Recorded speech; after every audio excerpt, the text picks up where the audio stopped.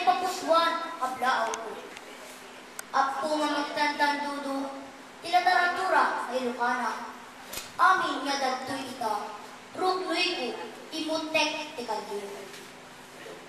Ilit ko limaw, indayon na biyag nakaparaswa.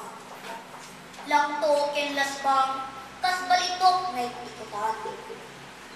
Kay masalumpayak na, apagay ayaman, tumaytiyag ken dadduma anabiyag ang lakaydan.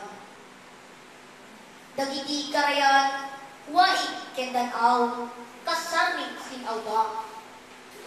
Tangdat kinaberhen, aron kuwasan kinadayaw da. Dagitoy asaguday mo, naikari, anay pasabog, ken ka. Elementos ti panawin, ken ka, ijayadat, panagrugbagda.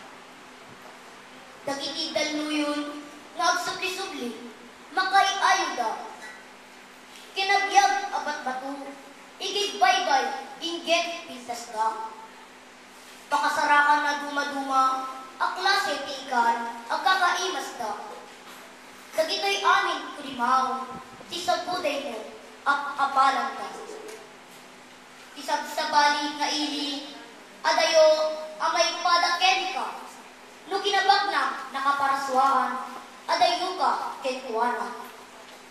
Pakasarakan pagsidaawan, indayon sa buday darama. Biyag inggit darisay, dagiti aginde, ken ka, lakaanan da. Ilit kurimaw, na isang sayan ka, apagtaygan. Amin ang kinabaknang, sagot ken ka, nakaparaswaan. Agdindinamag ka, ket maawis mo, adi maing sa saan. Panagrukbab, panagdayaw, tasabuday mo, nga ikutam. Dito'y adanya ko pinutar ni Mrs. Elizabeth and Raquel, the Public Schools District Supervisor, Kenti Presidente, Tigumi, Pilipinas.